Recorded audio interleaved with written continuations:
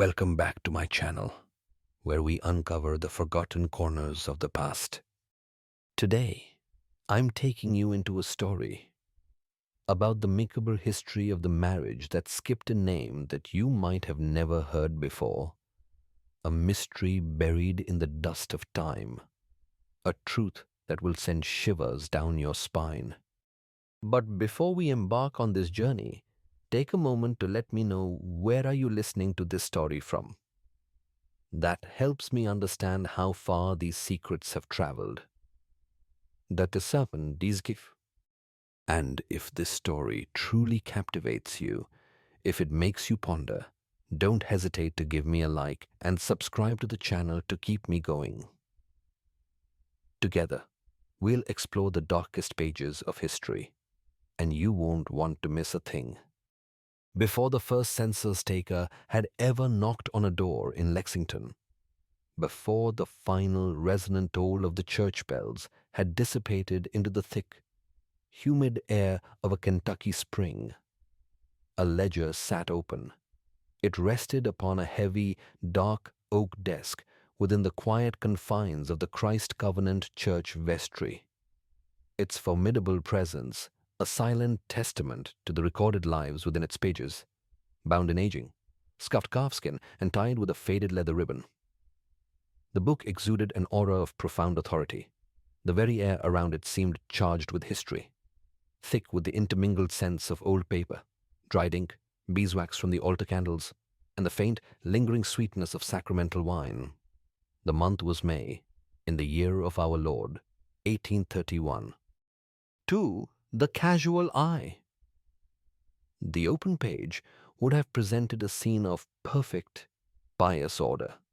The elegant, deliberate copperplate script of the Reverend Silas Meacham flowed across the paper, each loop and flourish a mark of education and divine purpose. He was documenting the most sacred of rites, the very bedrock of a civilized community, the union of man and woman in holy matrimony. 3 such weddings were recorded in those weeks of May. 3 local brides were named, their lineages and connections noted with the dutiful precision expected of such a solemn record. On the 3rd of May, the ledger welcomed Miss Eliza Marrow, the daughter of Alden Marrow, a cooper of good standing whose barrels were known throughout the county. A week later, on the 10th, it was Miss Rebecca Ward of Mount Street, a laundress whose life was one of humble, ceaseless toil, her hands chapped from lye and hot water, now seeking the promise of a new station.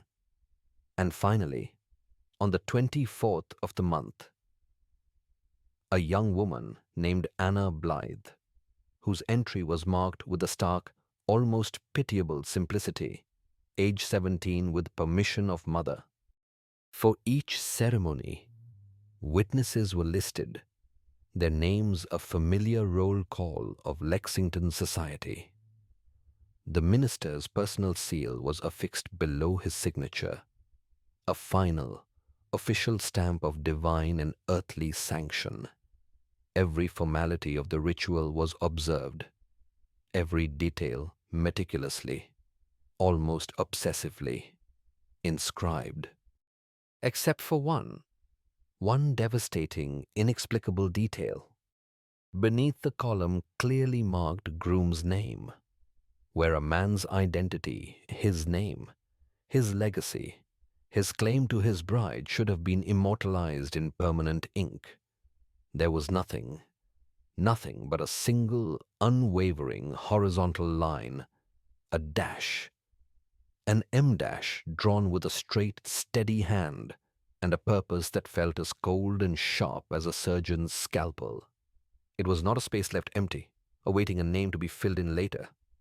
The ink was too dark, the placement too precise. It was a mark of intentional finality, a deliberate void for the cooper's daughter, Eliza Marrow, a dash for the laundress, Rebecca Ward, a dash for the 17-year-old Anna Blythe, a dash. This was no clerical error, The human hand is prone to inconsistency, to slips and smudges, but these three marks, identical in length and pressure, in three separate entries spanning 3 weeks, penned by the same meticulous hand, defied any notion of accident. This was a pattern. This was a procedure. This was a quiet, chilling ritual of erasure, carved into the very documents meant to preserve a life's most pivotal moment. What followed these ceremonies was not disappearance in the common sense of the word. It was something far more profound, far more terrible. It was an administrative annihilation, a severing of these women from the world of record and memory, executed with the pen instead of a blade. The ledger in the Lexington vestry, therefore, did not simply record 3 marriages. It documented the first steps of 3 women into an oblivion crafted by ink and sealed by a conspiracy of silence. And in doing so, it begged a terrifying question. What happens when the sacred vow meant to join 2 lives becomes the very instrument that methodically, officially, erases one of them from all of history? To comprehend how such a ritual of systematic erasure could possibly take root and flourish, one must first understand the unique soil in which it was sown. Lexington, Kentucky, in the 1830s. Lexington was a city of profound contradictions, a burgeoning jewel on the American frontier, a place striving to shed its rugged, violent outpost origins for a carefully constructed image of refined Southern civility. It proudly called itself the Athens of the West, a hub of education, culture, and commerce, surrounded on all sides by a vast, untamed wilderness that seemed to press in on it constantly. But beneath the handsome Greek revival cornices, the freshly painted fences, and the polite society that gathered in elegant parlors, the frontier spirit with its shadows, its capacity for brutality, and its deeply ingrained secrets still lingered. Civilization was a veneer, and the rule of law, while publicly revered, was often secondary to the unwritten and far more powerful codes of community, honor, and the church. At the absolute heart of this society, both geographically and spiritually, stood Christ Covenant Church. It was far more than just a house of worship. It was the town's moral and political nucleus. Its tall white spire was a sentinel watching over the town. Its resonant bell, a voice that marked the passage of time and the milestones of every citizen's life. Its pews were a living map of the local hierarchy, and its records, kept under lock and key in the vestry, were the supreme earthly record of a soul's passage through the world. In an era before centralized government databases or formal state-issued certificates, the church's ledgers of births, baptisms, deaths, and marriages were the ultimate legal authority. They were the final, immutable scripture of civic life. For a woman in this time and place, a marriage entry was not merely a sentimental record of a happy day. It was the charter of her very existence. It was the document that conferred upon her a new name, that determined her property rights, that established her social standing, and that guaranteed the legitimacy and inheritance rights of her children. To be married without a named and recorded husband was to be thrust into a legal and social purgatory, a horrifying state of being that the rigid society of the time had no language to describe. It was to be neither wife nor widow, neither respectable maid nor honored matron. It was to become a ghost in the system, an entity without definition, without rights, and without a future. The social atmosphere that permitted such a void to exist was one of quiet, unyielding pressure. Piety and propriety were the currencies of social acceptance, and every family guarded its reputation with a fierce, almost desperate intensity. A whisper of scandal, of irregularity, of deviance from the norm could unravel a life's work and bring ruin upon a household.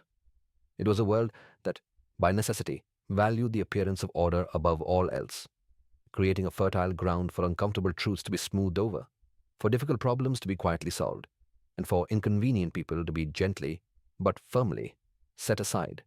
This was a place where a minister's authority was nearly absolute, and where the community's collective, unspoken desire to maintain a tranquil surface could forge a powerful conspiracy of silence, allowing the most unthinkable of acts to fester and grow in the deep shadows cast by the church's stained glass windows.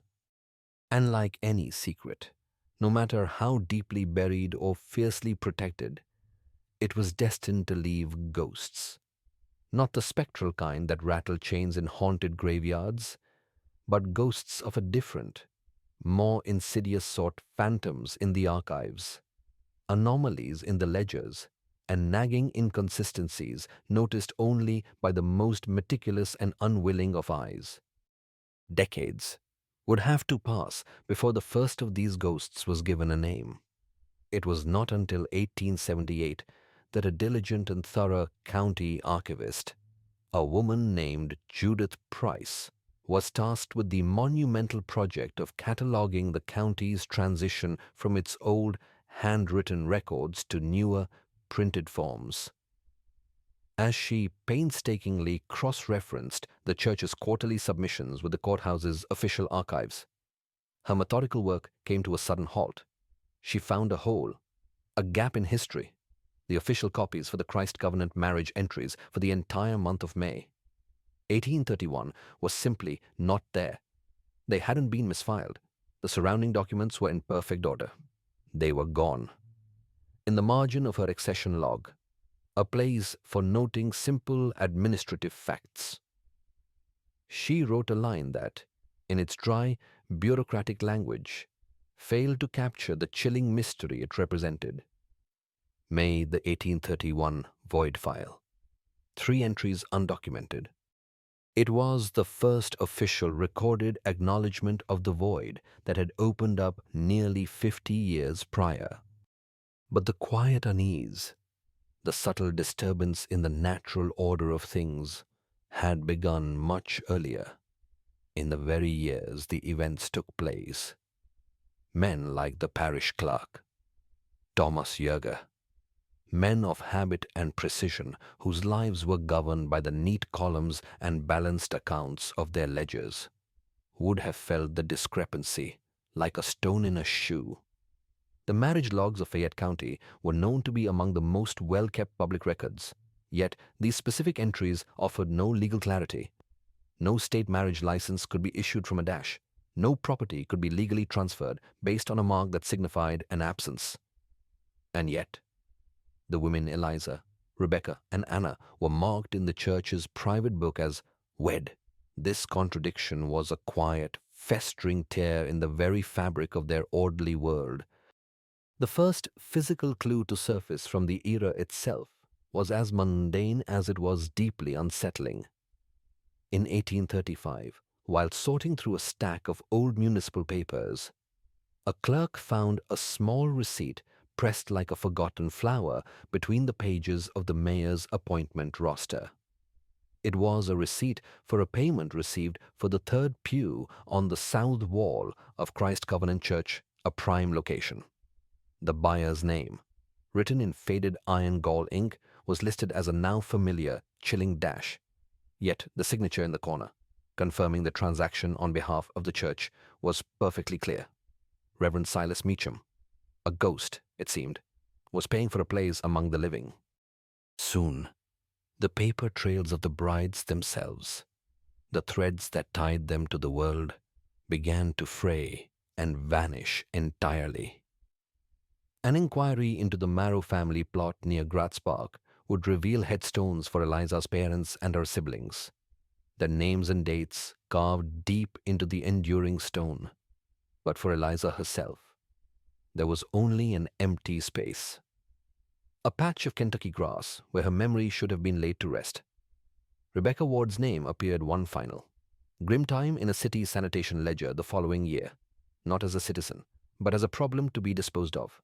listed under an entry for eviction, residents condemned, and of Anna Blythe, the 17-year-old girl, granted permission by her mother to marry a void. No public record whatsoever has ever been found to survive beyond that single haunting line in the marriage ledger. It was as if she had walked into the nave of Christ Covenant Church in May of 1831 and simply stepped out of history itself. The system designed to remember them, to sanctify them, and to protect them had become the very instrument of their complete and silent erasure. In the cool, damp silence of the linen vault beneath Christ Covenant's southern transept, far from the sacred light of the altar and the public eye, stood a simple, heavy, brass-handled chest. Its purpose was one of quiet, often melancholic, charity, bearing a narrow, tarnished plaque that read, "For the wedding poor."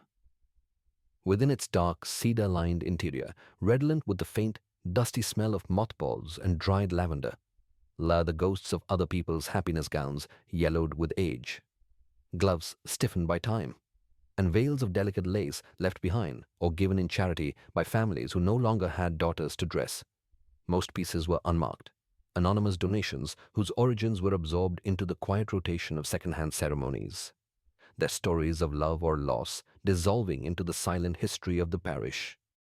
But in the brisk spring of 1902, while methodically cataloguing the collection for Lexington's upcoming centennial fair, a seamstress named Miriam Ellis, a woman whose life was defined by the intimate language of fabric between her fingers, paused in her work. She held a bridal veil stitched in fine ivory bobbin lace, a craft of exquisite detail. It had no tag, no embroidered initials, and no corresponding entry in the donor ledger.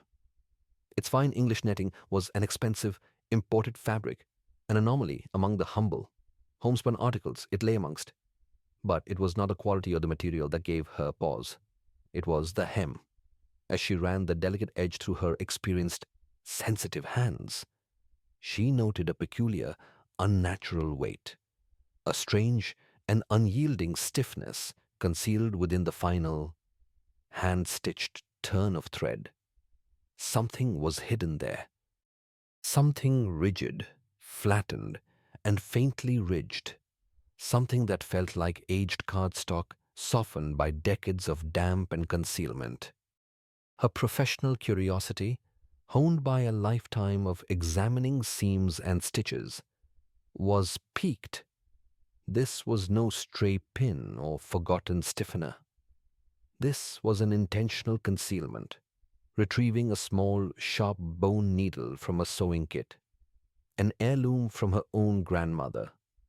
She began to work with the surgical precision of her trade.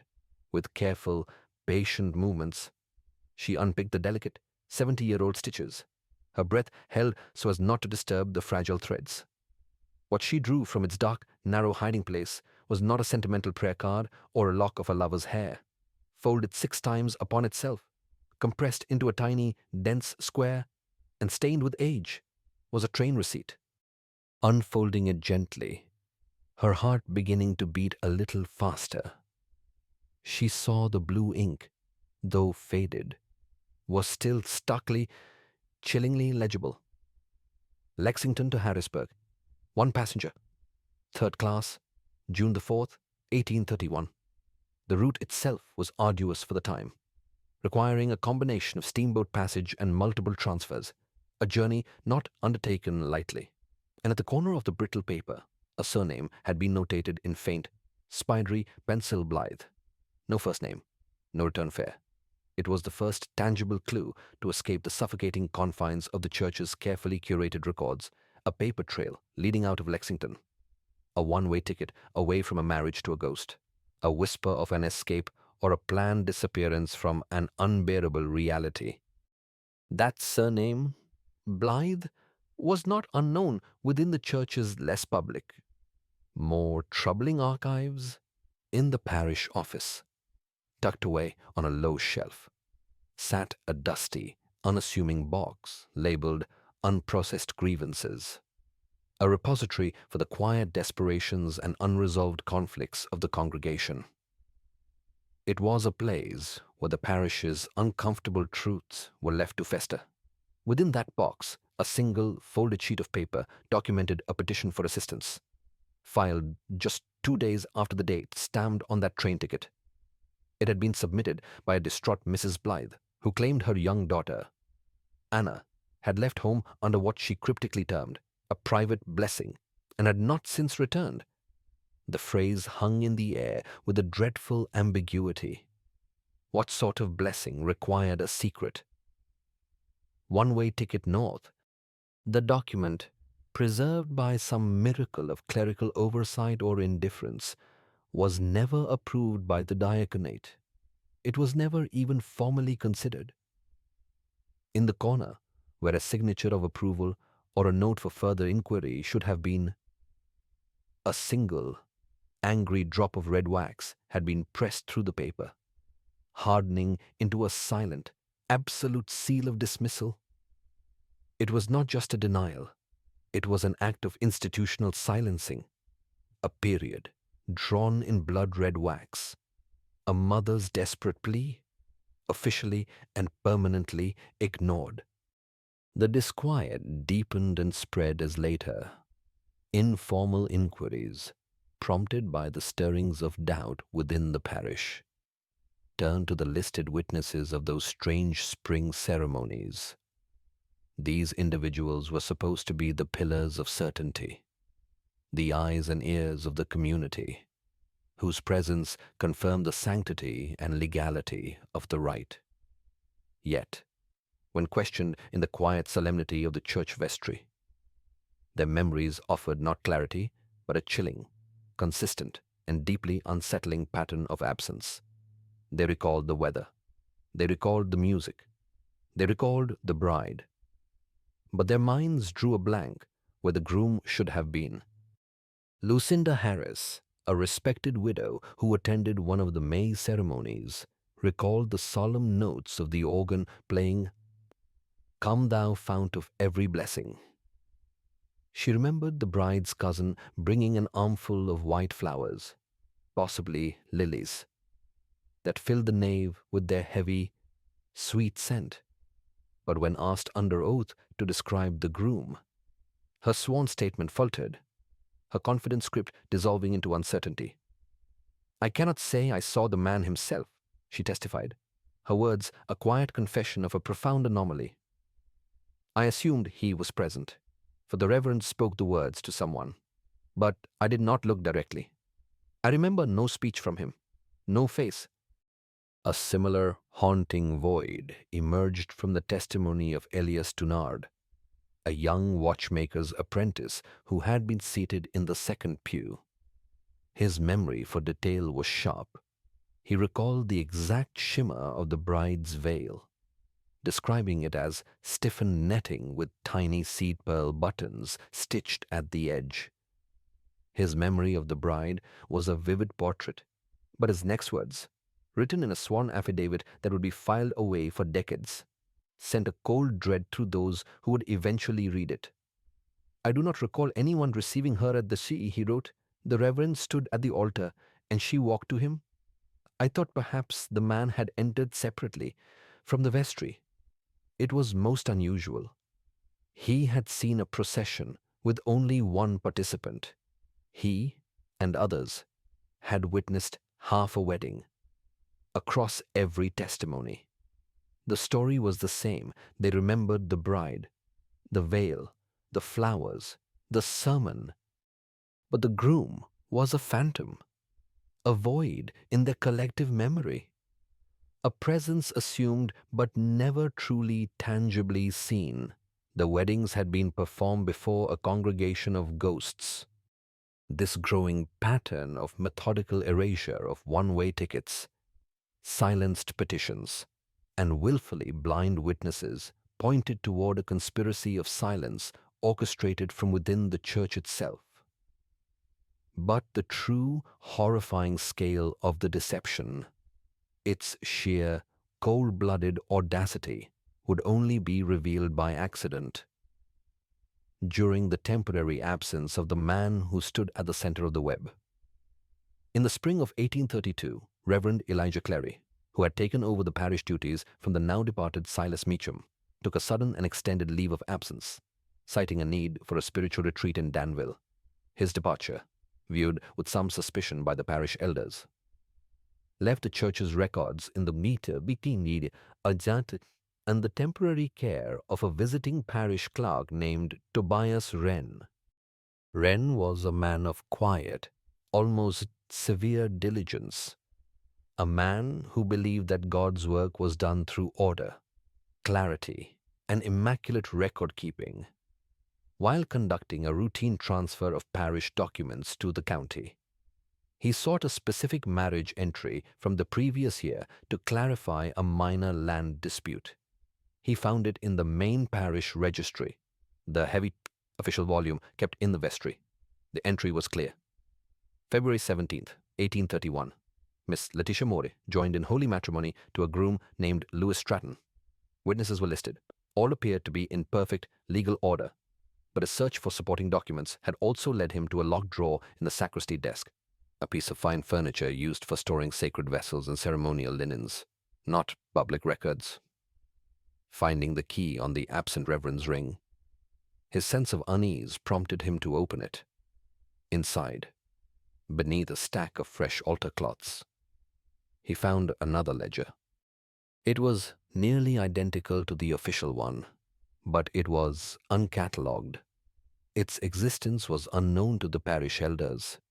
He opened it, his hands suddenly cold, and a knot of dread tightening in his stomach.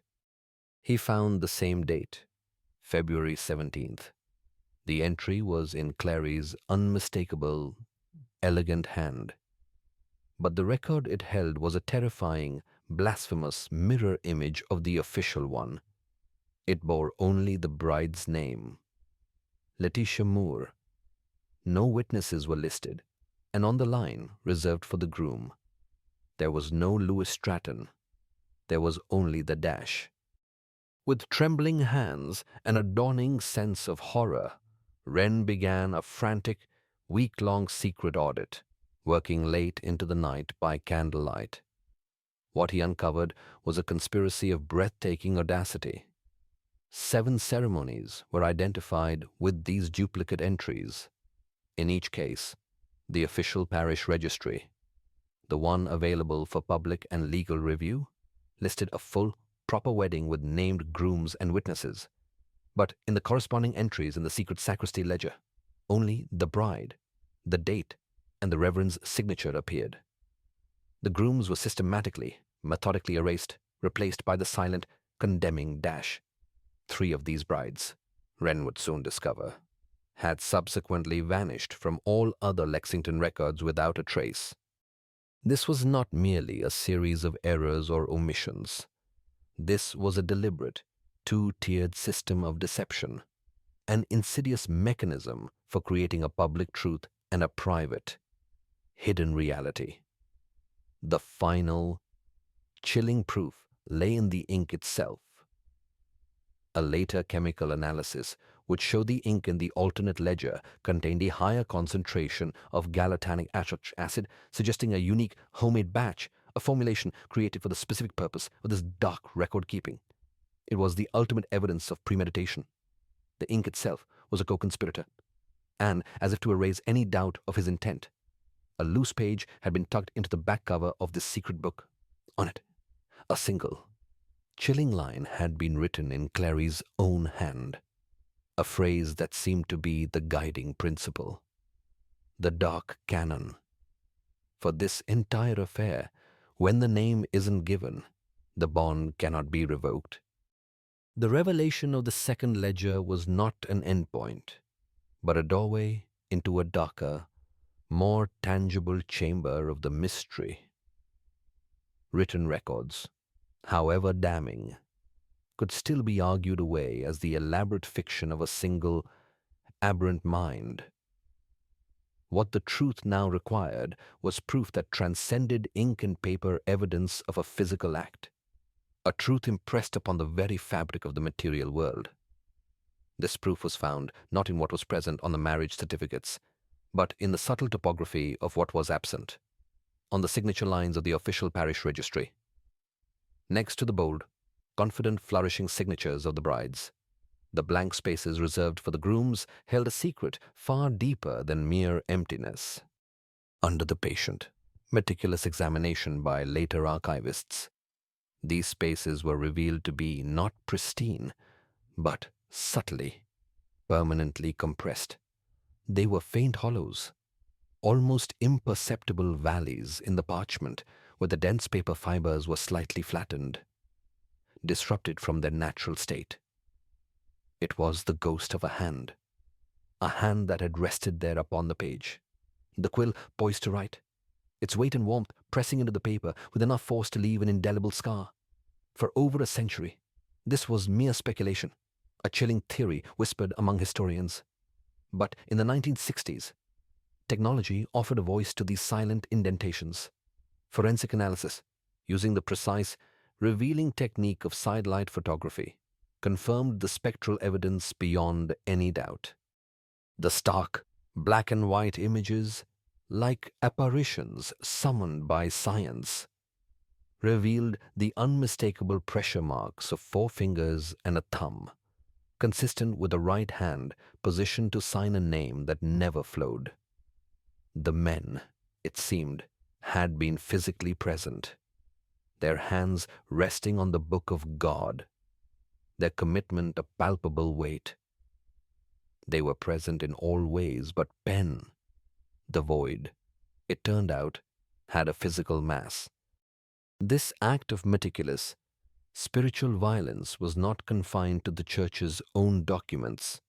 It radiated outward, reaching into the most sacred records of the families swept into its orbit.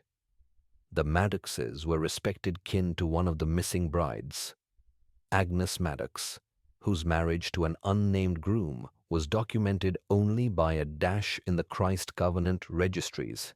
In the dusty, quiet attic of their stone cottage on the edge of town, a large family Bible, a treasured heirloom wrapped in protective wax cloth, was recovered from a cedar chest. The chest had not been opened since Agnes's mother passed away, just 2 years after her daughter's wedding, a death many said was hastened by a broken heart. These Bibles, in the 19th century, were far more than scripture. They were the genealogical soul of a family, the sacred, tangible ledger of a bloodline, with dedicated, ornate pages for births, baptisms, and marriages. Agnes's name appeared on the birth page, inscribed in her father's proud hand. Her baptism followed 3 lines below, but where the marriage section should have begun, there was an unnatural, jarring void. The first, most important page was missing. It had not been torn out in a fit of grief or rage. The edge was unnaturally, surgically straight, removed with the chilling precision of a sharp blade guided by a ruler. It was an act of careful, cold excision, a surgical removal of a memory deemed too painful or too dangerous to exist. The family's descendants, generations later, remembered only a whispered story that the Bible had been put away shortly after Agnes left for what she had told them was her honeymoon. She never said where she and her new husband were traveling. A neighbor, in a testimony gathered by WPA historians, recalled helping a tearful Agnes carry a heavy suitcase to a waiting, unmarked carriage. She noted that the young bride never once looked back at the home she was leaving forever. For decades, the missing page was just another piece of the puzzle, a testament to a family's profound pain or shame. But then, in a discovery that feels less like historical research and more like the hand of fate itself reaching through time, the page surfaced. In 1933, among a large, unsorted donation of fragmented religious volumes and old family records given to Lexington's first parish library, a young archivist found a single unbound folio. It bore a familiar floral border known to be used in Maddox family editions printed by Crane and Son of New York. The page was the missing marriage record. The lines for the date, the location, and the witnesses were entirely blank. But in the lower margin, written in a firm, slanted cursive that did not belong to any member of the Maddox family, was a single, terrifying philosophical line. It read, "He said, names do not hold," and below it, a faint, almost invisible smudge of red, the ghost of a wax seal. The page had not been destroyed as an act of grief. It had been preserved as a memento, a trophy, a testament to a dark philosophy of erasure. The question of who he was, this authoritative figure who dictated such a creed, would haunt the investigation for years, suggesting a central, thinking mind orchestrating these events. The answer, or at least a fractured, tormented part of it, would not come from an investigation or a lucky find in an archive. It would come from the grave. It would come from a man who had been a cornerstone of the church, a pillar of the community, since its very founding. In the cold, grey autumn of 1840, the long life of Reverend Josiah Holcomb, aged 73, began to fade within the quiet walls of the church parsonage. For weeks, the house fell into a kind of muffled silence, the windows shaded even at high noon, his once powerful sermons reduced to shorter and shorter breaths, and then to nothing at all. He had served Christ Covenant since its founding in 1795, a fixture in Lexington's spiritual life, a man whose reputation was as solid as the stone foundation of his church. After his death on the 9th of October, a small, formal inventory of his personal effects was compiled by the parish trustees. Beneath bank drafts, sermon note cards, and a worn calendar, they found a sealed envelope. It was made of heavy, cream-colored paper and was marked only with the initials J.H. The wax had not fully bonded in the humidity, and it opened easily, revealing a single sheet of paper, its contents unmarred by time. The letter, dated just a month before his death, was never sent. No recipient was named.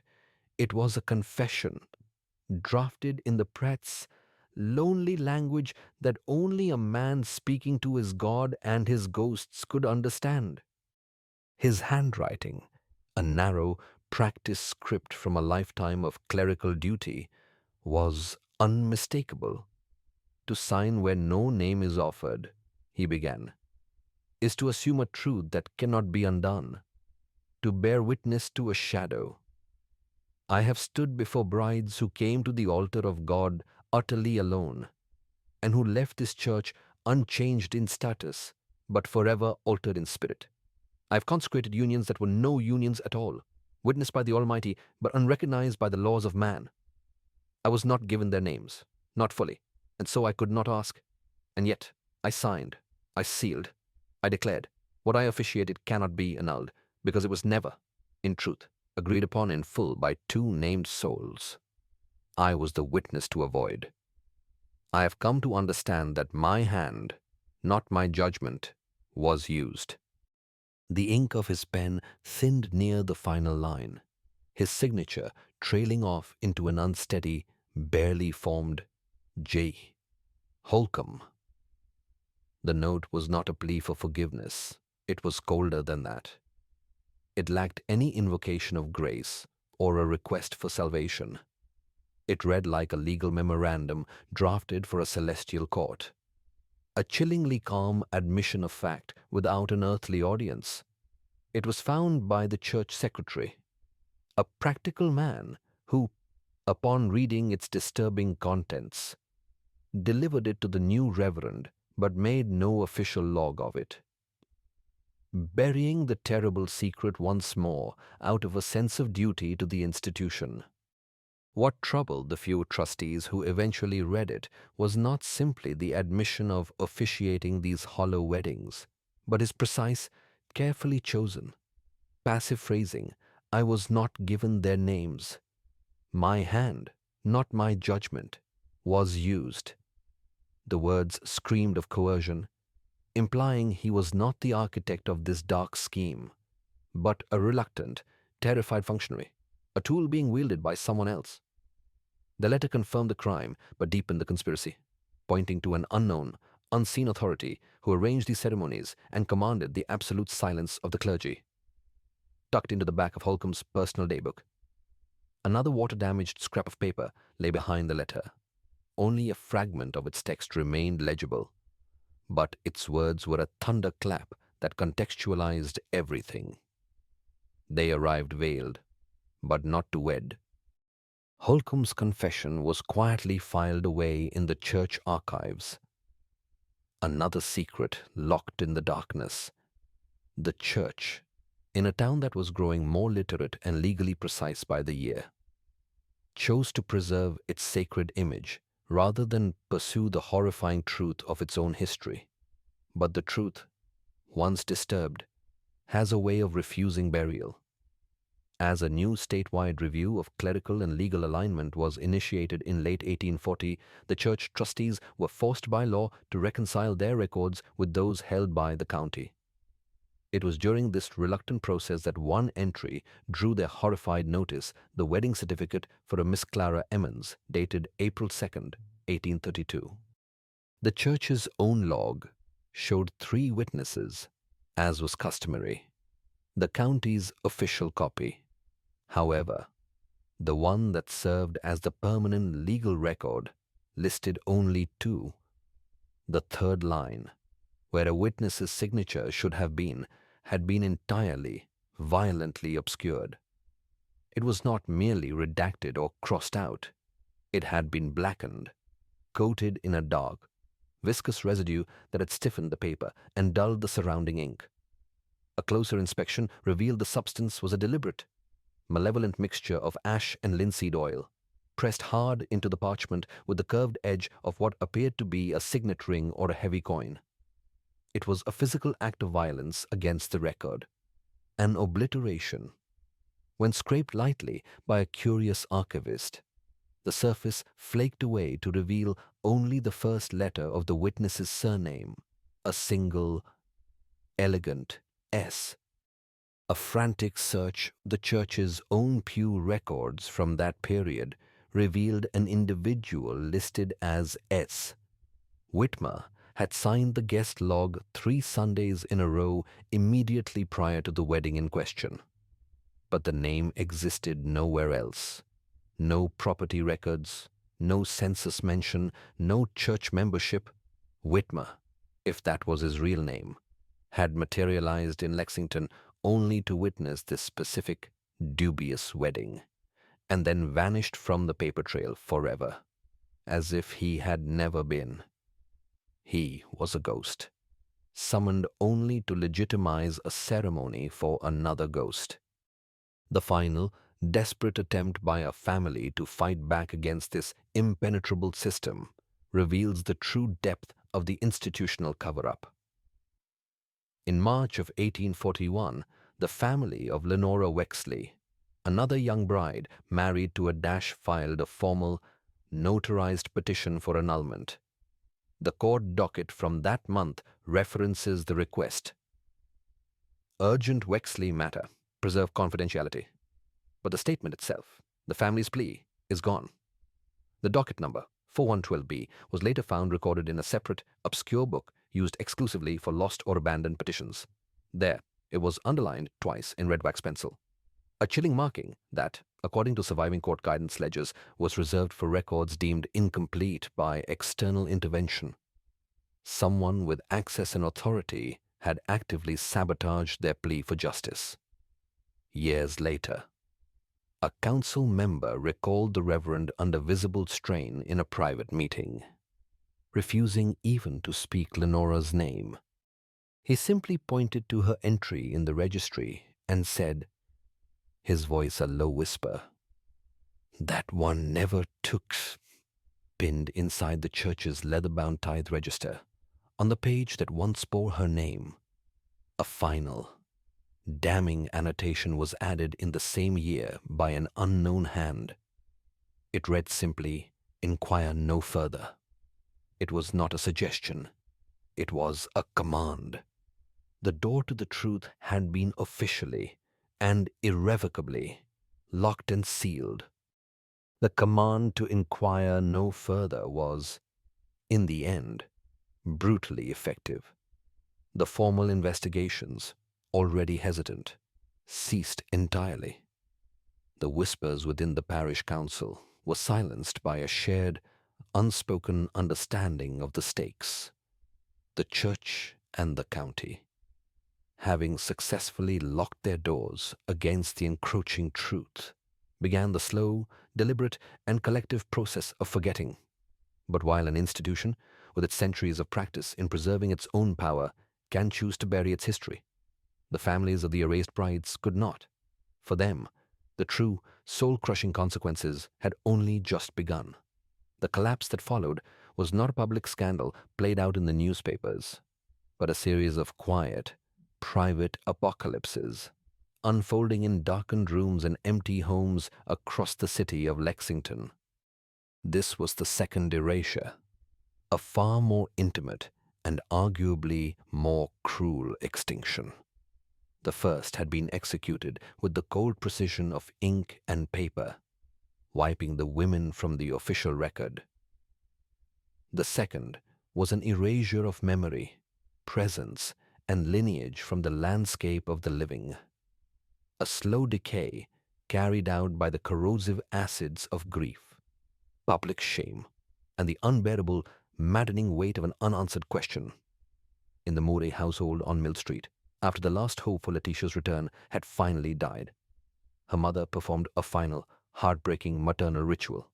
She meticulously gathered her daughter's belongings, the simple calico dresses, the pressed flowers in a book, the small, cherished, insignificant possessions of her life, violently interrupted, and sealed them within a large cedar trunk, a sarcophagus of memory. Then she locked the door to Letitia's upstairs bedroom, and that key was never used again.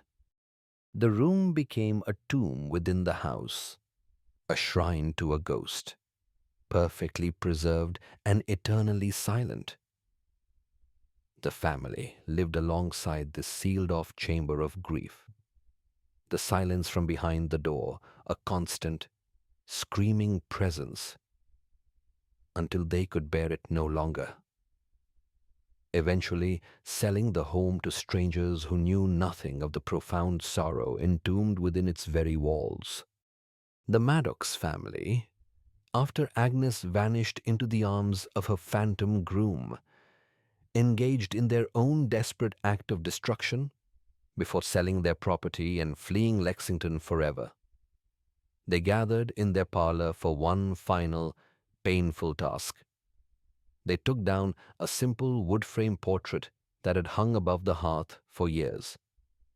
It was unsigned. Its subject, a young woman with their family's eyes, whose likeness was now a source of unbearable, daily torment. The official bill of sale for the house, held in the county clerk's archive, lists among the items for transfer a chilling addendum. One wood-frame portrait, unsigned, marked for destruction by the family prior to the final closing. They were not just erasing a painful memory, they were destroying the very image of their kin. A desperate attempt to sever a connection that brought only agony and a social stain they could not wash away. The Blythe household simply stood vacant for years, its windows like clouded, vacant eyes. A landmark of tragedy that the community slowly, deliberately learned to walk past without looking, until it was finally torn down. The families, one by one, either dissolved, departed, or were hollowed out from the inside, their bloodlines ending in the quiet, sterile cul-de-sac of these phantom unions. The erasure was now complete. But the story, even as its human participants and their immediate descendants faded into the past, was not yet finished. The truth, having been so violently buried, still left behind artifacts that defied explanation, clues that were never connected to a cohesive narrative. They were riddles that offered no solution, but served instead as a permanent, haunting legacy of the unknown. They were the final, defiant whispers from the void. During a mundane seasonal cleaning of the church decades later, a volunteer lifted the worn velvet cushion from a pew in the sixth row, tucked deep into the join between the seat and the backrest, a place no human hand had likely reached for 50 years. His fingers brushed against a small square of paper, folded tight and made brittle by the passage of time. On it, in an uneven, left-slanting script that matched no known hand from the church records, was a message, brief and unmistakably deliberate. It read, "She was the fifth, the next will be quicker." This discovery reoriented the entire understanding of the tragedy. It shattered the theory of a contained, isolated series of events. For the first time, there was the suggestion of a malevolent order, a sinister, predatory intent, a schedule. This was not just a conspiracy of erasure. It was a sequence. Who was the fifth bride? A victim whose story is so lost we don't even have her name. And who, in God's name, was meant to be next? The note offered no answers, only the chilling implication of a methodical evil that was never caught, and whose full, terrifying scope was never known. Then there was the object found in the rear cabinet of the vestry, a place for communion linens and borrowed funeral shawls, in a drawer that had been warped shut by Kentucky's thick humidity. A groundskeeper found a simple sewing needle, dulled by time but still intact. It was wrapped in a tight coil of parish ledger paper, as if to protect a sacred relic. The paper bore no message, only 4 sets of initials, each penned in a different hand, a different ink: E, T, S, H, M, L, and then, jarringly, S, H again. This second entry, darker, pressed deeper into the grain of the page. The initials were ghostly roll call, matching 3 of the women from the disputed marriage registry: Eliza Toland, Susan Hammer, and Miriam Lott. The reappearance of Susan Hammer's initials raised a host of troubling, unanswerable questions. Was it a simple, thoughtless error? Or did it signify 2 separate, terrible events under the same name? A horror, compounded.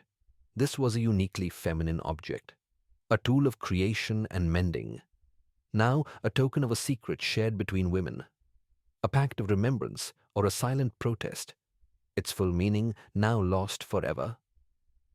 A local seamstress, when shown the object, identified the needle's gauge as being too fine for garment construction. A veil needle, she guessed, her voice low, or for a shroud. And finally, there was the most profound and terrible of these lingering secrets, the very thesis statement of this dark creed. During a binding inspection of the original marriage ledger in 1863, as the archivist prepared to seal the book for permanent storage, the old thread along the final gathering split. Something gave way beneath it, folded and pressed into the fabric of the spine. Hidden from all view since the book was first bound 30 years prior, was a loose slip of parchment. It bore no date, no heading, no seal. Its only markings were a series of 7 horizontal dashes, evenly spaced like signatures waiting to be assigned to future voids. And at the bottom corner, in handwriting that matched the Reverend's private notes but was notably more strained, as if written under great duress, appeared one devastating sentence. It was the philosophy that had fueled this entire affair. It read, "Faith requires erasure." What but then is the legacy of a story that ends not with a resolution, but with a command for silence and a philosophy of annihilation.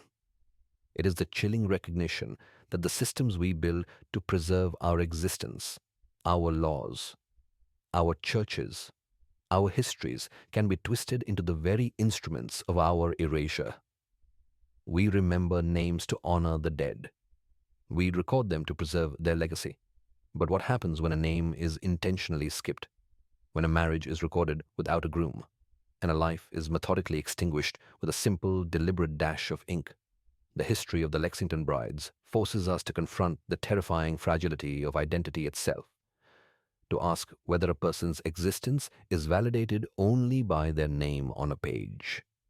It reveals the awesome, terrible power that institutions hold, not just to write history, but to unwrite it.